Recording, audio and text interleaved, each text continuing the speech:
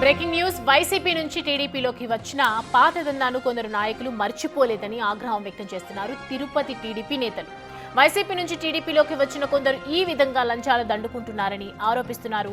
నిన్న తిరుపతిలో జరిగిన స్వచ్ఛాంధ్ర కార్యక్రమంలో ఈ వ్యవహారం వెలుగులోకి వచ్చింది.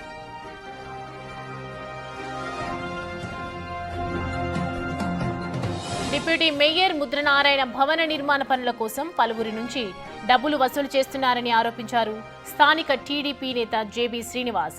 ఇదే అంశంపై ముద్రనారాయణను నిలదీశారు కూడా. అయితే అలాంటిదేమీ లేదని కాణిపాకల్లో ప్రమాణం చేస్తామని చెప్పుకొచ్చారు ముద్రనారాయణ.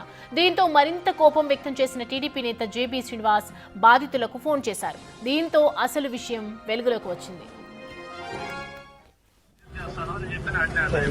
డాక్యుమెంట్ మీకేం సంబంధం, వాళ్ళకేం సంబంధం? మిమ్మల్ని ఇంకా ఇంకేం అడిగాడు?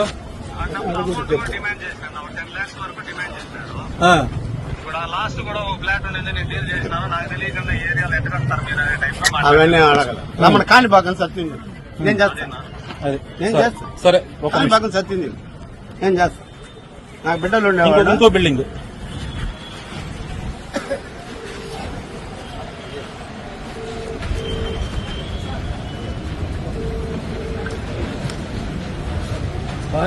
బుద్ధి పోనీ.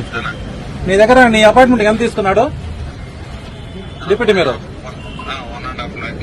దేంట్లో నుంచి ఇచ్చాం మనం? Phone pay. ఒక దాని నుంచి ఫోన్ పే అతనికే కదా? ఓకేనా, పెట్టే మళ్ళా మాట.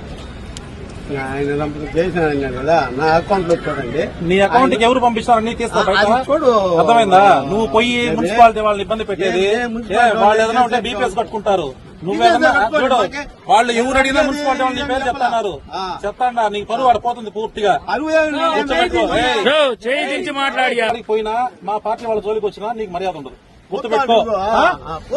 పోతే భవన నిర్మాణం కోసం ఒకరి దగ్గర నుంచి 10 లక్షలు, మరొకరి నుంచి 1.5 లక్షలు ముద్రనారాయణ వసూలు చేశారని బాధితులు చెప్పడంతో టీడీపీ నేతలు ఆగ్రహం వ్యక్తం చేశారు. త్వరలోనే అన్ని వివరాలు బయటపెడతామని హెచ్చరించారు. ఇదే ఇప్పుడు తిరుపతిలో హాట్ టాపిక్ గా మారింది.